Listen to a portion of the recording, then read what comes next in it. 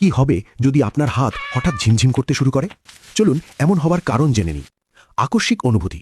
ঘুমানোর সময় একপাশে শুয়ে থাকলে হঠাৎ হাত অবশ হয়ে যায় এবং মনে হয় যেন হাজার হাজার পিঁপড়ে কামড়াচ্ছে। কেন এমন হয়? চলুন দ্রুত জেনে নিই। কারণ স্নায়ুর ওপর চাপ। অনেকে ভাবেন রক্ত চলাচল বন্ধ হওয়ায় এমন হয়, কিন্তু আসল কারণ হল স্নায়ু বা নার্ভের ওপর চাপ। যখন আপনি হাতের ওপর ভর দিয়ে শোন, তখন হাতের প্রধান স্নায়ুগুলো সংকুচিত হয়ে যায়। এর ফলে মস্তিষ্ক থেকে হাতে সংকেত আদান প্রদান সাময়িকভাবে বাধাগ্রস্ত হয়। একে বিজ্ঞানের ভাষায় বলা হয় প্যারেস্থেসিয়া। ঝিমঝিমানি কেন হয়? যখন আপনি হাতটি সরিয়ে নেন, তখন আপনার অবশ হওয়া স্নায়ুগুলো আবার সচল হবার চেষ্টা করে। এই সময় মস্তিষ্ক থেকে এলোমেলো সংকেত যায়, যা আমাদের কাছে ঝিমঝিমানি বা সুই ফোটানোর মতো মনে হয়।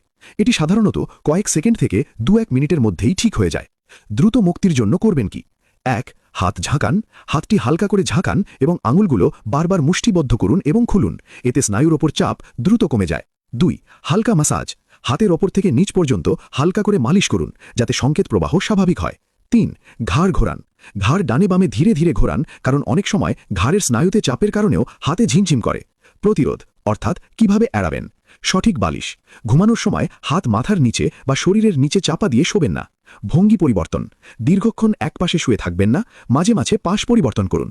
শেষ কথা, যদি এই ঝিমঝিমানি প্রতিদিন হয় বা অনেক সময় ধরে স্থায়ী হয়, তাহলে অবশ্যই একজন নিউরোলজিস্টের পরামর্শ নিন। ভিডিওটি ভালো লাগলে শেয়ার করুন।